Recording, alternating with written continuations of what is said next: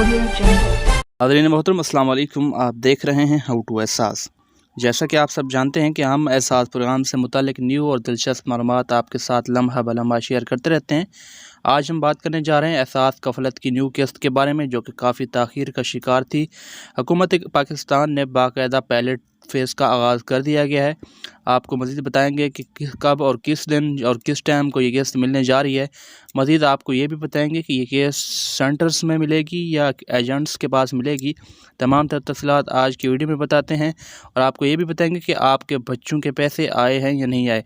नाज़रीन करम, हुकूमत पाकिस्तान ने 20 सितंबर जो है हतमी डेट अनाउंस कर दिया है और बाकायदा पायलट फेज़ का भी आगाज़ कर दिया गया है। बेनिफिशरीज़ के अकाउंट्स में पैसे आना शुरू हो गए हैं। जिन अफराद ने अपना नंबर रजिस्टर्ड करवाया था, उनको इकासी कतर की तरफ से मैसेज आना भी शुरू हो गए हैं कि आपके बच्चों का वजीफ़ा भी आ चुका है और आपकी 8,500 रुपये की किस्त भी आ चुका है।